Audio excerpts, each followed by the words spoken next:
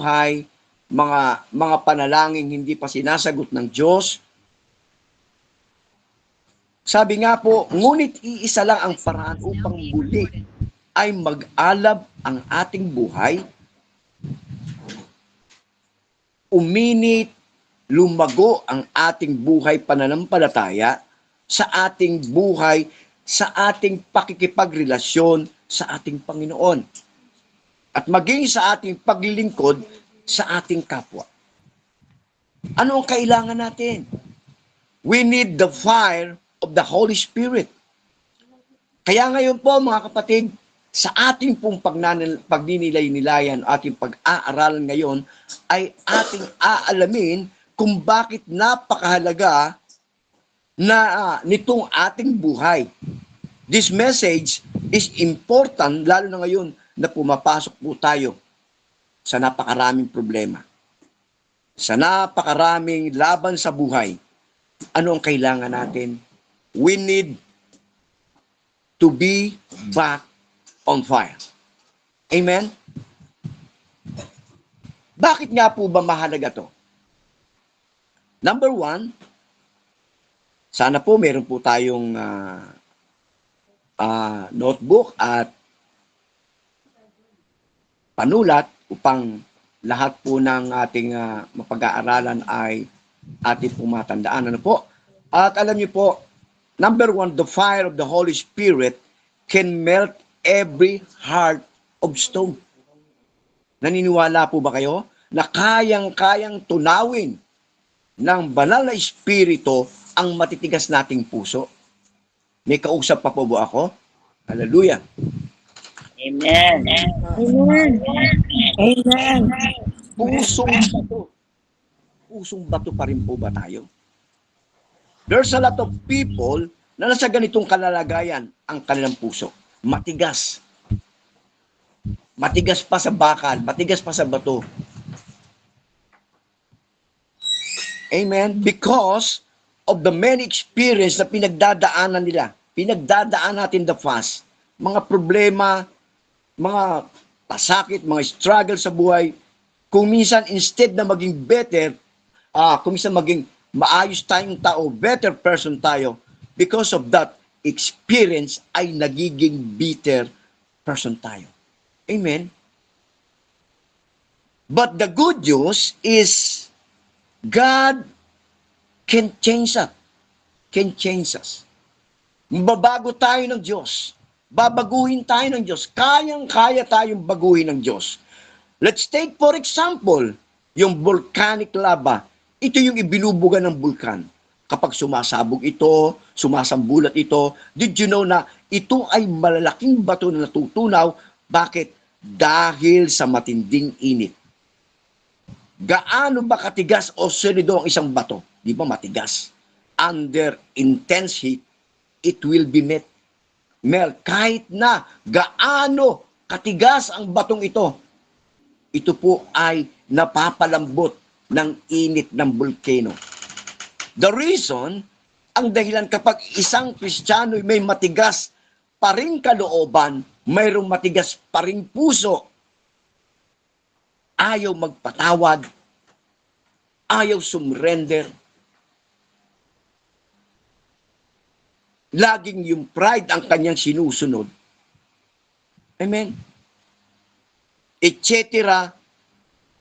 The Holy Spirit fire is absent in his life or her life. Kaya ang nangyayari, kung may fire, man ay nag-aapoy sa galit at hindi on fire kay Lord. Amen? Ulitin ko, kaya nangyayari, kung may fireman ay nag-aapoy sa galit at hindi on fire sa Panginoon. Amen? Sabi nga po sa Ezekiel 36:25-27, wiwisikan ko kayo ng tubig na dalisay upang kayo'y luminis. Aalisin ko rin ang naging mantsa nyo dahil sa inyong mga Diyos-Diyosan. Maraming Diyos-Diyosan tayo, mga kapatid. Bibigyan ko kayo ng bagong espiritu. bagong puso. Ang masuwan yung puso ay gagawin kong masunurin. Bibigyan ko kayo ng aking espiritu upang makalakad kayo ayon sa aking mga tuntunin at masunod ninyong mabuti ang aking mga utos. Amen? Bibigyan daw po tayo ng bagong puso at bagong espiritu para ang masuway nating puso ay gawin niyang masunurin. Bibigyan din tayo bibigyan kayo ng aking espiritu. Ano sabi niya? Tayo daw po ay makalalakad at makasusunod sa kanyang mga tuntunin, sa kanyang mga kalooban. Amen? Napakasarap, di po ba?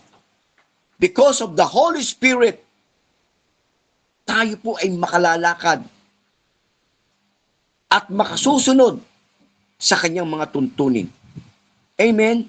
At makasusunod sa kanyang mga utos. Amen? Number 2, malapit, konti lang po to, but naniniwala po kung mapagpapala po ang bawat isa. Okay? Pangalawa, the fire of the Holy Spirit can bring to light the darkness of our soul. Amen. Wala tayong maitatago sa Diyos. Whatever darkness na nanatili sa ating buhay, the Holy Spirit will reveal us. Amen?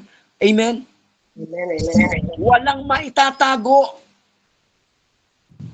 Walang maitatago sa bawat isa sa atin sa ating Panginoon. Iriribil at iriribil ng banal na espiritu kung ano yung mga tinatago natin, kung ano yung mga nakatago sa atin. Amen.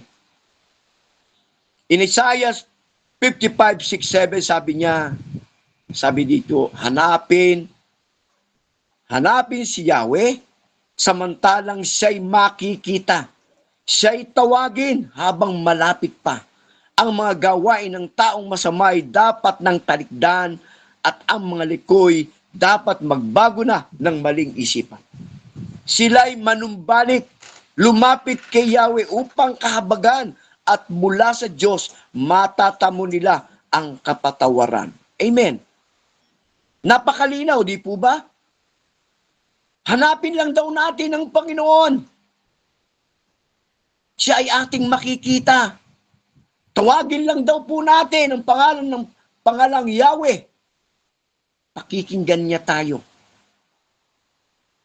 At ang ating mga tinatawag na gawaing masamay, dapat lang nating talikdan. At ang mga likoy dapat mabago ng maling isipan. Kailangan lang po, manumbalik po tayo mga kapatid sa ating Panginoon. Kapag tayo lumapit, tayo nanumbalik, hindi tayo tataboy ng Panginoon. Tayo ay kanyang kahabagan. At matatamo po natin yung kapatawaran ng ating Panginoon. Amen? Meron po ba akong kausap o wala na? Hello? Amen. Sa pagkakataong ito, wala tayong maging katulad. Naway, wag po tayong maging katulad ng kwitis. Alam niyo po ba yung kwitis? Hello? Nasaglit lang ang ibinibigay na magandang liwanag. Bakit hindi tayo pumunta kay Jesus? Bakit hindi tayo lumapit sa Panginoon na ang ilaw ay nagniningning kailan paman? Take a look of this pagkatapos na i-process ang isang metal, mga kapatid. The only thing na masisiguro na pure na ang metal na ito, after na idarang ito sa matinding apoy or yung tinatawag na refiner fire. Hello? Ito ang palatandaan ng panday na gumagawa na sa sandaling iharap na niya ang metal na iyon sa kanyang mukha. Wow! At nakita na niya ang kanyang refleksyon. Dito pa lang niya i-confirm na ang metal ay pure na. Amen? Ulitin ko. Ito ang palatandaan ng panday na gumagawa sa sandaling iharap niya ang metal na yun sa kanyang mukha at nakita na niya ang kanyang reflection. Dito pa lang niya i-confirm na ang metal ay pure na. And this is beautiful picture of the refining that God wants to do in our lives. Ito yung gusto ng Diyos para sa atin. Amen. Na tayo ay ma-refine. Ma-refine yung ating buhay. Amen. He won't leave us the way we are. We are. Hahabulin niya tayo. Idadaan niya tayo sa mga proseso. Idadaan niya tayo sa apoy until we are totally changed. Ayaw niyo po ba yun? Hahabulin pa tayo ng Panginoon until we are totally changed. Ang kailangan lang, dumaan tayo sa proseso ng Panginoon. Amen? Hello? At ang nangyayari, kasi sa marami sa atin ay taon lang yung nagbabago, pero hindi yung tao. Amen? Nawa, tayo po mga kasama ko sa watcher, lahat tayo mga pastor, lahat tayo ay dapat nababago na po. Hindi lang yung taon ang nababago sa atin o nadadagdagan sa atin, kundi yung ating buhay, pananampalataya. Nababago. Yung pride, natatanggal. Tumatalikod tayo sa mga kasalanan. Yun ang nais ng Panginoon.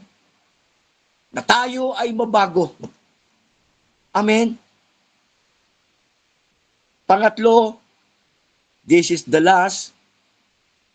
The fire of the Holy Spirit can get us moving. Let's take a look of the life of Jesus. He was on fire. Tingnan natin ang buhay ng ating Panginoon. Siyang gawin nating example. He was on fire. Dahil sa desire o pagnanasa niyang iyon to go to John, it took him 85 miles of travel. Makikita din natin ang kanyang submission. Kanino? Sa ating Diyos. Ang Diyos na nagpakababa para maabot ang tao naman ang nagpapakataas. Iba? Sa halip na magpakababa ang mga tao, hindi eh. Ang Diyos ang nagpapakababa. Ang tao, lagi yung nagtataas, lagi yung nagpapakataas. And also, we can see His identification. He allowed Himself to be identified with us. Amen? Ulitin ko. And also, we can see His identification. He allowed Himself to be identified with us. Amen? Sana naman po, meron po tayong natututunan. Kahit hindi lamang po yung exhortation, ay nawa yung puso natin ay nababago. Amen? Nare-refine yung ating mga puso para tayo ay makabalik. Amen? Sabi nga po sa John 1 John 5:6, si Jesus ang naparito sa sanlibutan, binautismohan sa tubig, at nagbubu ng kanyang dugo sa kanyang kamatayan. Hindi lamang binautismohan sa tubig, kundi nagbubu pa ng kanyang dugo. Wow! Ang Espiritu ang nagpapatotoo tungkol dito sapagkat ang Espiritu ay katotohanan. Amen? Ang Espiritu ang nagpapatotoo tungkol dito sapagkat ang Espiritu ay katotohanan. Ang conclusion ko po rito, sabi ko sa inyo, maikli lamang po to, but ito po ay malaman. Sabi nga po sa dumating na ba tayo sa punto ng ating paglilingkod na marami na tayong mga dahilan, mga excuses. Ano po? When the fire of God touch our life, tandaan po natin, maraming mga bagay ang mababago sa ating buhay. Kaya hilingin natin sa Diyos na tayo'y tulungan, na tayo ay maging on fire na muli. Maraming salamat po at nawa ay meron po tayong natutunan kahit na maikli. Maraming salamat po muli. Back to you, Pastor.